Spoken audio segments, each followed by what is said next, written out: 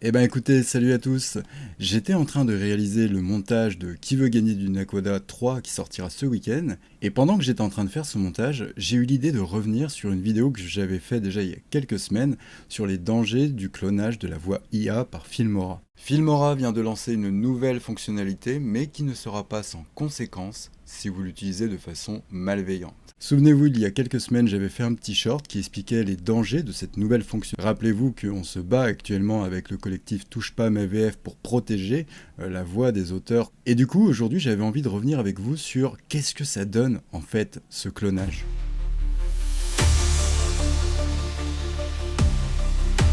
Pour ça, je suis revenu aux fondamentaux, c'est-à-dire l'affichage de cette nouvelle fonctionnalité par Filmora qui nous explique à quoi ça correspond.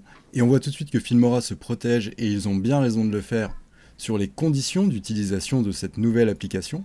Comme quoi, si ce n'est pas votre propre voix, il faut impérativement que vous ayez l'autorisation de la personne à qui vous clonez la voix.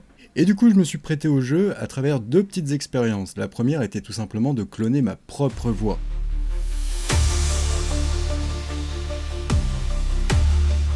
Pour cela, j'ai respecté toutes les règles que Filmora nous imposait, c'est-à-dire lire un texte prédéfini par le logiciel. Donc pendant une trentaine de secondes, le logiciel enregistre et analyse notre propre voix. On fait générer et voilà ce que ça donne. Peux-tu me répéter la phrase « La destinée du Destiny est de trouver sa destination ».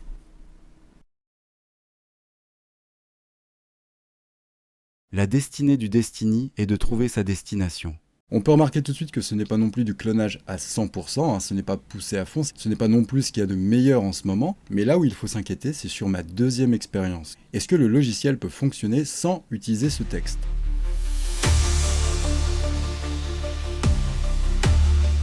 Donc tout bêtement, qu'est-ce que j'ai fait ? Eh bien écoutez, tout simplement avec Florent de Stargate Explorer, que vous connaissez forcément, vous l'avez vu dans Qui veut gagner du Nakoda 2. Marco, dans ta vidéo avec Bertrand, tu parlais d'un truc pendant l'émission Qui veut gagner du Nakoda. On a des conversations privées entre nous. J'ai simplement utilisé un des vocals qu'on s'envoie. J'ai tapé mon petit texte, j'ai mis mon téléphone sur le micro. Ah Bertrand, jamais là quand on a besoin de lui, hein. J'ai lancé le vocal et voilà ce que ça donne après clonage de la voix de Florent. Salut Marco et salut à tous, je m'appelle Florent et je suis contre le clonage IA.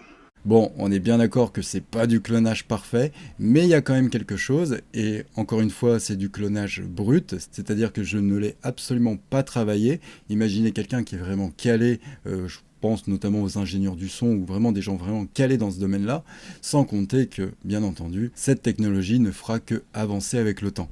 Donc là, aujourd'hui, regardez ce qui est à la portée des gens, ce qui est à votre portée, et imaginez le mal que vous pouvez faire si vous l'utilisez à des façons malveillantes.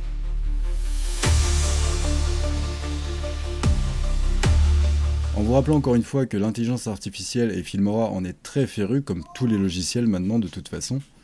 Il y a beaucoup d'applications qui nous servent maintenant au quotidien, que ce soit le pré-montage, l'audio, la prise de faux fonds verts, etc., etc.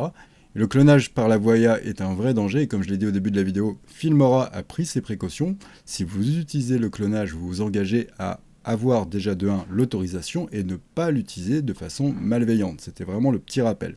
Et pour vous donner un ordre d'idée, tout simplement, pour cette expérience que je viens de réaliser, je n'ai absolument pas demandé l'autorisation à Florent. Bon, je sais qu'il m'en voudra pas, mais si on partait dans ce but précis, je suis complètement dans l'illégalité avec cette expérience, même si je vous ai transmis que quelques secondes. Je n'ai pas l'autorisation de Florent, même si le clonage n'est pas fou, je suis pénalement responsable de ce que j'ai fait. Voilà, cette vidéo était un petit rappel pour vous dire de faire vraiment attention. Si vous ne l'avez pas encore fait, je vous encourage à signer la pétition Touche pas ma VF qui est disponible sur tous les réseaux sociaux. Et Florent, s'il te plaît, ne m'attaque pas en justice.